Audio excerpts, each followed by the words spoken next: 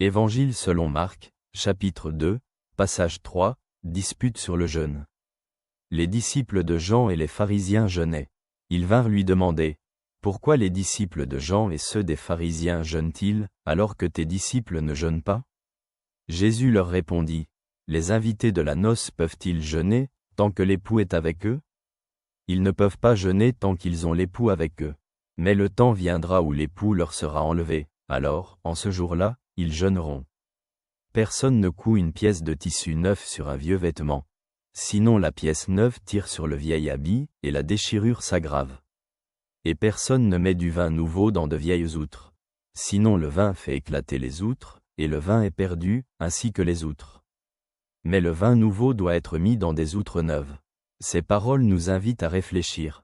Dans ce passage, Jésus répond à une question concernant le jeûne, en utilisant des images symboliques qui ont une signification profonde pour notre vie spirituelle. Jésus dit que « les invités de la noce ne peuvent pas jeûner tant que l'époux est avec eux ». C'est une image de sa présence sur terre comme un temps de joie qui remplit le cœur des disciples. Jésus est là pour révéler la joie du royaume de Dieu, et non un temps de tristesse.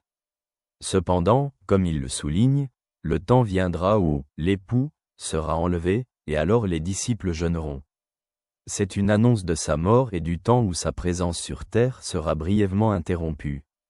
Jésus utilise deux autres métaphores pour expliquer pourquoi son enseignement ne s'adapte pas aux anciennes formes et pratiques. La pièce de tissu neuf sur le vieux vêtement et le vin nouveau dans les vieilles outres montrent que son nouvel enseignement et son alliance avec les hommes nécessitent une nouvelle approche, un cœur nouveau et une nouvelle pensée.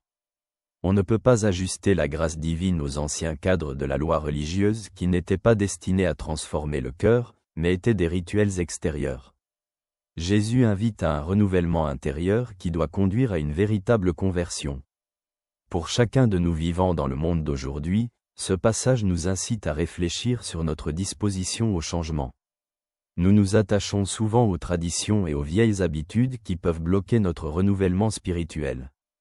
Jésus nous appelle à être ouverts à ces nouveaux enseignements, à accepter un nouveau cœur capable de recevoir pleinement son amour et sa grâce. Comme dans le cas des outres neuves pour le vin nouveau, nous devons être prêts à laisser Dieu opérer une transformation complète dans notre vie. Sommes-nous prêts à abandonner les anciens schémas de pensée et à nous ouvrir à une nouvelle relation plus profonde avec Dieu?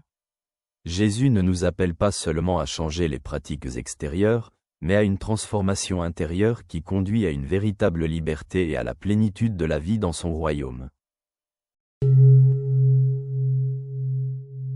Merci d'être là. Que Dieu te protège. Ton ami t'adresse ses salutations de tout cœur.